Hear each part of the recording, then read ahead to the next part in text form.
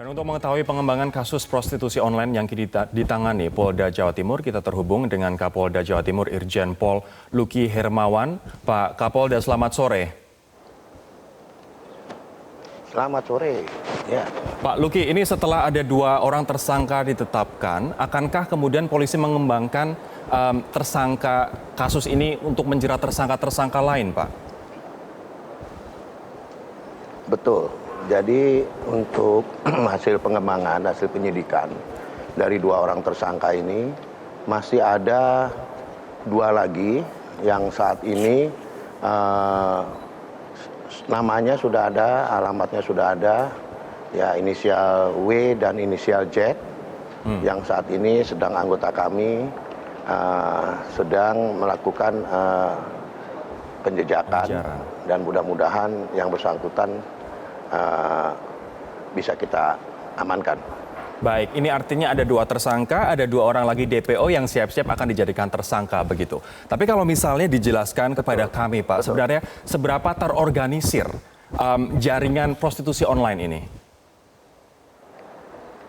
Baik, ini kalau dilihat dari cara atau modusnya, ini memang betul-betul sangat rapih dan sangat terorganisir, di mana ini sejak tahun 2017 ini sudah ada, dan dari orang-orang yang memang terlibat di dalamnya ini punya bagian tugas masing-masing.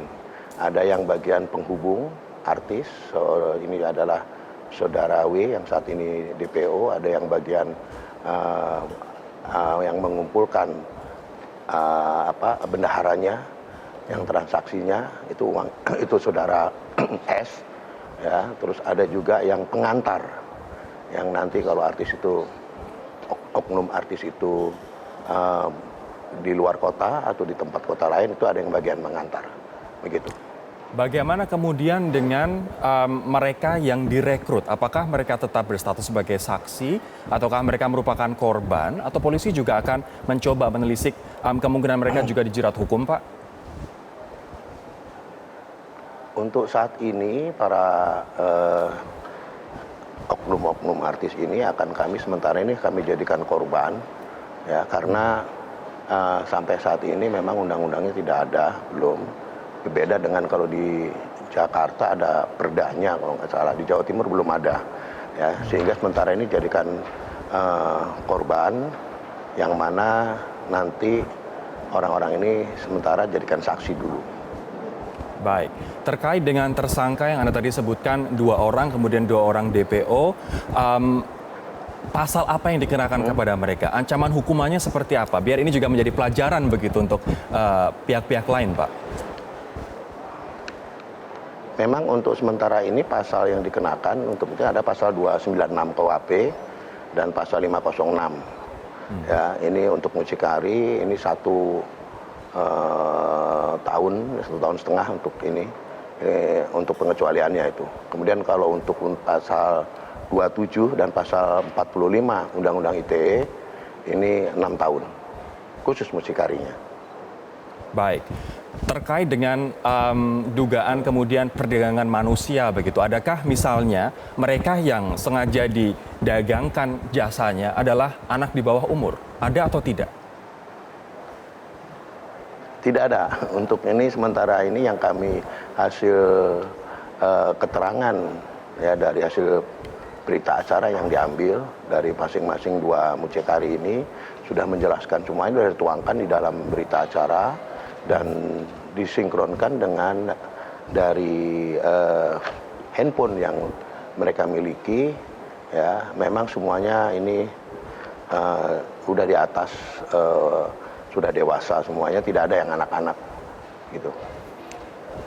Kemarin beberapa waktu yang lalu kita sempat dihebohkan begitu dengan informasi atau berita dari Yogyakarta, Pak, terkait dengan pertunjukan seksual begitu, dan sekarang di Jawa Timur dibongkar praktik prostitusi online yang begitu besar. Seberapa mengkhawatirkan sebenarnya situasi prostitusi online di Jawa Timur saat ini? Memang sudah beberapa waktu sebelumnya Jawa Timur sudah beberapa kali mengungkap kasus prostitusi online. Ada selama saya hampir 5 bulan, 4 bulan, 5 bulan ini sudah hampir ada 4 kasus prostitusi online yang kita ungkap. Dan ini yang keempat yang kita ini ungkap yang cukup besar. Memang untuk masalah prostitusi online ini berbeda memang.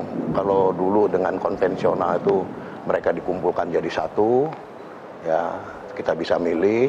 Nah kalau yang sekarang ini mereka tersebar ada di mana-mana. Ya, dia dengan melalui online yang mucikari tinggal nanti pesen A, B, C, oh A tidak ada, B yang ada B, nanti mereka menawarkan si mucikarinya. Demikian. Menawarkannya lewat apa, Pak? Sosial media atau misalnya lewat jaringan WhatsApp grup atau seperti apa?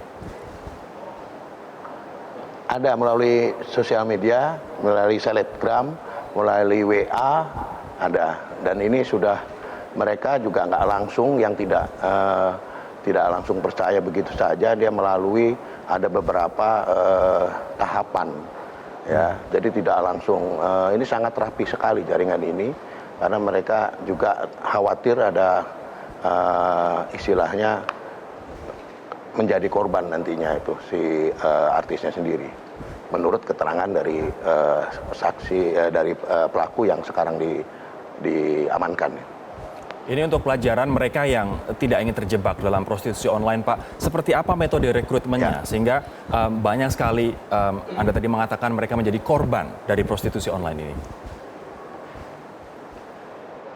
Untuk rekrutmennya, ini memang masing-masing punya ada hubungan kedekatan ya. Ini dari kegiatan-kegiatan daripada seperti si W.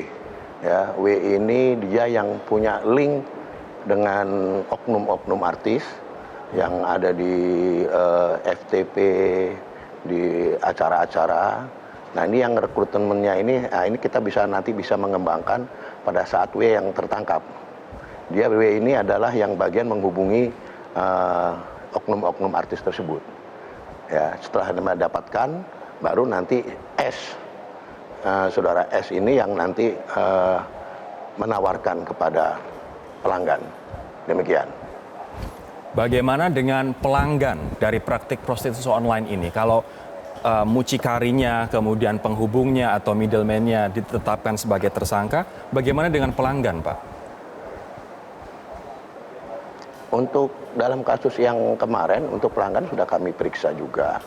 Namun sampai saat ini tidak ada pengaduan, ya, tidak ada pengaduan dan dia masih bujangan kemarin ini. Nah kalau ada pengaduan dari kalau emang itu sudah mungkin sudah berkeluarga, ya bisa juga nanti dikenakan mungkin masalah perzinahan, ya atas pengaduan delik aduan nanti ini. Nah sampai saat ini belum, seperti yang sebelumnya ada pengaduan ya kita proses ya untuk si laki-lakinya. Ini artinya menunggu delik aduan begitu untuk para pemakai. Betul. Pak Kapolda, terkait ya, dengan terbongkarnya kasus ini. Mohon maaf, terkait dengan terbongkarnya kasus ini, apakah ini murni laporan dari masyarakat atau juga laporan dari korban yang merasa dia dijebak begitu atau seperti apa, Pak? Ini awalnya melalui dari cyber patrol yang memang tim ini memonitor ada semacam yang menawarkan prostitusi artis atau melalui telegram. Jadi awalnya dari situ. Nah dari situ jadi komunikasi ini cukup panjang, hampir 3 bulan ini ada komunikasi. Kita lihat ini betul diikutin. Ada nomor-nomor handphone yang memang sudah kita ketahui. Nah dari situlah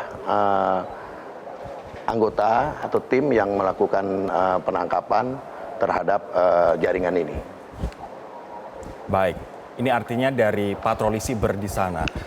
Pak Luki, saya ingin kemudian meminta saran dari Anda, penegasan kepada Anda untuk masyarakat tidak hanya di Jawa Timur namun di seluruh Indonesia. Karena tadi Anda mengatakan untuk Jawa Timur ini adalah kasus keempat yang berhasil Anda bongkar. Apa kemudian saran Anda bagi mereka yang masih saja melakukan praktek prostitusi online? Tidak hanya di Jawa Timur, tapi kita tahu di Jakarta juga banyak begitu.